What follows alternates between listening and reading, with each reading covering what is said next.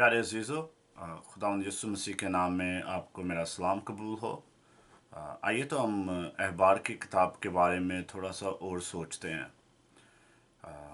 अब जब हम सोच रहे हैं अहबार की किताब के बारे में, तो हमने खुदावंद के बारे में सोचना है कि वो कद्दूस बादशाह है। खुदावंद कद्दूस बादशाह है, क्योंकि अगर हम इस लिहाज से सोचें कि वो कद्दूस बादशाह है क्योंकि वो कद्दूस है, तो अगर हम उस बारे में सोच रहे हैं तो थोड़ी सी चीज़ों का हमें पता चलेगा कि अहबार की किताब का नज़रिया क्या है और हम इसको कैसे समझ सकते हैं। पूरे तरीके से कैसे समझ सकते हैं कि हम अपनी ज़िंदगियों में इसको इस्तेमाल कर सकें, अपने गिरजागाहों में इसको इस्तेमाल कर सकें और यीशु मसीह के नाम को जलाल दे सकें।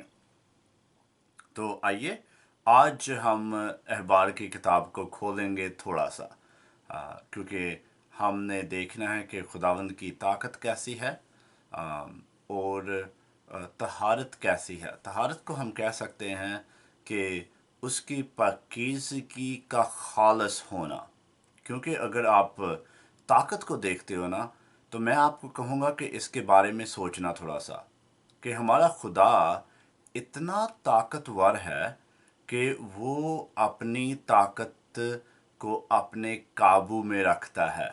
हाँ जी, ज़रा सोचना इसके बारे में। हमारा खुदावंद इतना ताकतवर है, हमारा खुदावंद इतना ताकतवर है कि उसकी ताकत उसके काबू में है। तो अगर आप हाँ जी हाँ, इसके बारे में आप सोचना सोचना कि ये क्या कह रहा है हमारा भाई, कि खुदावंद इतना ताकतवर है कि वो अपनी ताकत को अपने काबू में रखता है। लेकिन अगर हम ताकत को देखें पाकीज़गी और खालिस होने के बगैर, ताकत की खालसी की बात नहीं कर रहे, हम बात कर रहे हैं कि वो खुदा जो है वो पाकीज़ा है, वो तहारत है, वो खालिस खुदा है। जब पाकीज़गी के बारे में बात करते हैं, जैसे सोना खालिस होता है, वो पाकीज़गी के लिहाज से खालिस है। उसमें कोई जालीपन नहीं है, उसमें कोई शिकायत नहीं है जब हम पाकीज़गी की बात करते हैं। तो जब हम ताकत को देखते हैं तो खुदा अपनी ताकत ज़ाहिर करता है मोजज़ात के वसीला से। खुदावंद अपनी ताकत ज़ाहिर करता है इस तरीके से कि उसके लोग उसको जान सकें, उस पर एतमाद कर सकें, उस पर भरोसा होए, उसके लोगों का उस पर भरोसा होए। तो जब हम कद्दूस बादशाह की बात करते हैं तो हमें और ही पता लगता है कि ये कद्दूस बादशाह जो है ना, वो अपने लोगों का खुद ही ख्याल रख सकता है। लेकिन वो कह रहा है अपने लोगों को कि जब तुम मेरे पास आते हो तो तुमने भी पाकीज़ा होना है, तुमने भी पाक होना है, तुमने भी मेरी तरह होना है। अब आपको पता है और मुझे पता है कि हम खुदा की तरह ऐसे नहीं हो सकते। तो इसीलिए नए अहदनामा में हमको यीशु मसीह की कुर्बानी का, उनकी पाकीज़गी का, उनके रास्तबाज होने का और उनके खुदा होने का बहुत ही फ़ायदा होता है, क्योंकि हम खुदावंद यीशु मसीह की रास्तबाजी अपना लेते हैं। हम उसकी रास्तबाजी की पोशाक पहन लेते हैं। हम उसकी रास्तबाजी के ज़रिया से खुदा के सामने आते हैं, क्योंकि वो हमारा निजात दहिंदा है। और इसी ताकत की वजह से मिस्र से खुदा अपने लोगों का छुटकारा करता है, उनका नजात दहिंदा बन जाता है, उनको नजात देता है। तो अगर आपके पास थोड़ा सा टाइम है तो बाइबल है आपके पास, तो आइए थोड़ी सी आयतें पढ़ते हैं। तो इन आयतों में से मैं आपसे पढ़ना चाहता हूँ अहबार की किताब, उसका नामा बाब احبار کی کتاب اس کا نامہ باب اور اس کی 22ویں آیت، نامہ باب اور اس کی 22ویں آیت سے ہم پڑھتے ہیں۔ اور ہارون نے جماعت کی طرف اپنا ہاتھ بڑھا کر ان کو برکت دی، اور خطا کی قربانی اور سوختنی قربانی اور سلامتی کی قربانی گزران کر نیچے اتر آیا۔ اور موسیٰ اور ہارون خیمہ اجتماع میں داخل ہوئے اور باہر نکل کر لوگوں کو برکت دی۔ تب سب لوگوں پر خدا کا جلال نمودار ہوا، اور خداوند کے حضور سے آگ نکلی اور سوختنی قربانی اور چربی کو مذبح کے اوپر بھسم کر دیا۔ لوگوں نے یہ دیکھ کر نعرے مارے اور سر نگو ہو گئے۔ کیسی طاقت کی بات ہو رہی ہے کہ خداوند ہمارا خدا جلال کا خدا ہے، وہ قدوس خدا ہے، وہ رحیم خدا ہے، وہ مہربان خدا ہے، اور وہ اپنا جلال اپنے لوگوں پر ظاہر کر رہا ہے۔ اور آپ اس کو پڑھ سکتے ہو گنتی کی کتاب اس کا 20واں باب اور 13ویں آیت میں بھی آپ پڑھ سکتے ہو، لیکن احبار کی کتاب میں سے میں 10ویں باب میں جاؤں گا، اور پڑھے بغیر میں آپ سے کہانی شیئر کرتا ہوں کہ وہاں پہ دو کاہن تھے، انہوں نے وہ خداوند کی حضوری میں بنا بنا بنا سوچے داخل ہو گئے۔ انہوں نے وہ خداوند کی حضوری میں نہیں بلائے گئے تھے، تو بنا سوچے داخل ہو گئے، تو ان پر موت آ گئی۔ تو یہ بتاتا ہے ہم کو کہ جب ہم بادشاہوں کی بات کرتے ہیں مشرقی راج میں، ہم دیکھتے ہیں کہ آپ جب بادشاہ کے پاس آتے ہو تو بادشاہ کو بلانا چاہیے کہ آپ میرے سامنے آؤ۔ اگر آپ بادشاہ کے تخت کے سامنے داخل ہو جاتے ہو بنا سوچے، بنا بلائے ہوئے، تو وہ بنا خوش آمدید کے، تو آپ اپنی ہلاکی کی بات کر رہے ہو۔ اسی لیے آپ کو اس کے بارے میں سوچنا چاہیے کہ جب خداوند مقدس ہے، خداوند قدوس ہے، تو جب لوگ اس کی بارگاہ میں آ رہے ہیں تو ان کا لحاظ کیسا ہونا چاہیے، ان کا تعلق خدا کے ساتھ کیسا ہونا چاہیے۔ اب ہم یسوع مسیح کے نام سے خداوند کے سامنے آتے ہیں، بیٹے اور بیٹیوں کی طرح اس کے سامنے آتے ہیں۔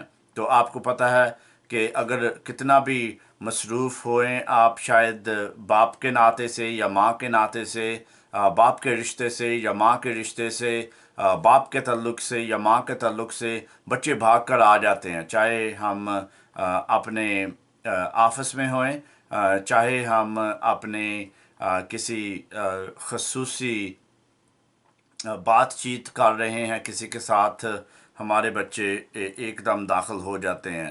لیکن وہ خداوند کی طاقت کے بارے میں یہ بات ہو رہی ہے کہ وہ کیسا خداوند ہے۔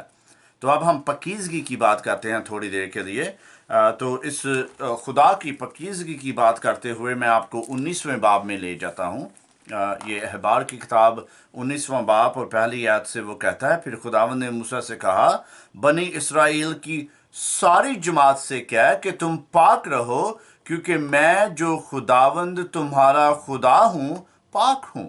تو وہ کہہ رہا ہے کہ اب اگر آپ نے میرے سے رشتے میں رہنا ہے تو کچھ باتوں کا ہم سوچ سکتے ہیں کہ یہ خدا کا مقصد کیا ہے۔ ہاں جی، مقصد کیا ہے اور لوگوں کا مقصد کیا ہونا چاہیے۔ جب لوگ نجات پاتے ہیں، جیسے بنی اسرائیل نے نجات پائی مصر سے، اور وہ وعدے کے فرزند بن گئے، تو جب وہ اس ملک میں رہ رہے ہیں تو خداوند نجات دیتا ہے، پھر کہتا ہے کہ نجات دے دیا تو رشتہ بن گیا میرا آپ کے ساتھ۔ ہاں جی، نجات دے دیا تو رشتہ بن گیا، نجات مل گئی ہے آپ کو تو آپ کا رشتہ ہو گیا ہے خداوند سے، آپ کا ایک میل ہو گیا ہے خداوند سے، ایک ملن گلن ہو گیا ہے خداوند سے، اور وہ جو رشتہ ہے نا، وہ ٹوٹنے والا رشتہ نہیں ہے، وہ عہد کا رشتہ ہوتا ہے جو رشتہ بنتا ہے۔ تو نجات ملی، رشتہ بن گیا، اور اب ایک مقصد دیا جا رہا ہے، اور مقصد یہ ہے کہ ساری قوموں کو، سارے لوگوں کو، آس پاس کے سارے لوگوں کو بتاؤ کہ یہ قدوس بادشاہ، مقدس بادشاہ کیسا بادشاہ ہے، اس کی طاقت کیسی ہے، اس کی حضوری میں آنا کیسا ہے، اس کی پاکیزگی کیسی ہے، اور اس کا پیار کیسا ہے، اس کا پیار کیسا ہے۔ تو میں ایک دفعہ پھر سے پڑھتا ہوں، احبار کی کتاب اس کا 19واں باب اور اس کی 18ویں آیت میں، اگر آپ دیکھو تو کافی لوگوں کو پتہ نہیں ہے کہ یہ آیت وہاں سے آتی ہے، لیکن میں آپ کے لیے پڑھتا ہوں، تو آپ بھی پڑھ لینا اپنی بائبل میں۔ تو 19واں باب اور اس کی 18ویں آیت میں لکھا ہے کہ تو انتقام نہ لینا اور نہ اپنی قوم کی نسل سے کینہ رکھنا، بلکہ اپنے ہمسائے سے اپنی مانند محبت کرنا، اپنے ہمسایہ سے اپنی مانند محبت کرنا، میں خداوند تمہارا خدا ہوں۔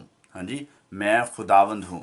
تو جب بھی ہم سوچتے ہیں اس کے بارے میں، تو اس کے پیار کا لحاظ آتا ہے، اس کی محبت کا لحاظ آتا ہے کہ وہ اتنا طاقتور ہے، وہ پاکیزہ خدا ہے، ہمارا اس کے ساتھ رشتہ ہے کیونکہ اس نے ہم کو نجات دے دی ہے۔ تو یہ رشتہ اور اخلاق جو خدا کے ساتھ ہے ہمارا، وہ پیار اور محبت کی بنیاد پر ہے، کیونکہ خداوند ہم سے پیار کرتا ہے۔ اسی لیے یوحنا 3 باب 16ویں آیت بہت ہی مشہور آیت ہے، اور اس میں کہتا ہے کہ خداوند نے دنیا سے ایسی محبت رکھی کہ اس نے اپنا اکلوتا بیٹا بخش دیا، تاکہ جو بھی اس پر ایمان لائے ہلاک نہ ہو بلکہ ہمیشہ کی زندگی پائے۔ تو اگر آپ خداوند یسوع مسیح کو جانتے ہو، آپ نے اس کو دل میں بلا لیا ہے، آپ نے اپنے گناہوں کا اقرار کیا ہے اور اس کو نجات دہندہ مان لیا ہے، تو ہمیشہ کی زندگی آپ کے پاس ہے۔ اگر آپ خداوند یسوع مسیح کو نہیں جانتے، اگر آپ کا رشتہ خداوند یسوع مسیح کے ساتھ نہیں ہے، تو میں آپ کو کہوں گا کہ آپ اس کے بارے میں سوچو۔ اگر کوئی سوال ہے تو میں بڑی خوشی سے آپ کے ساتھ بات کر سکتا ہوں اس کے بارے میں، اور آپ کے لیے دعا کر رہا ہوں۔ اگر آپ سن رہے ہو تو میرے لیے دعا کرنا، میرے خاندان کے لیے دعا کرنا، خدمت کے لیے دعا کرنا، اپنی خدمت کے لیے دعا کرو اور لوگوں کے لیے دعا کرو، اور اس بات کے بارے میں سوچو کہ ہمارا مقدس خدا جو ہے وہ بادشاہ ہے، مقدس بادشاہ جو ہے، ہمارا اس کے ساتھ رشتہ ہے، ہمارا اس کے ساتھ عہد ہے، اور ہمارا مقصد یہ ہے کہ ہم اب دوسرے لوگوں کو بتائیں اس مقدس بادشاہ کے بارے میں۔ ہاں جی، خدا حافظ، اپنا خیال رکھیے گا۔ مسیح یسوع مسیح میں آپ کی سلامتی چاہتا ہوں۔ خدا حافظ۔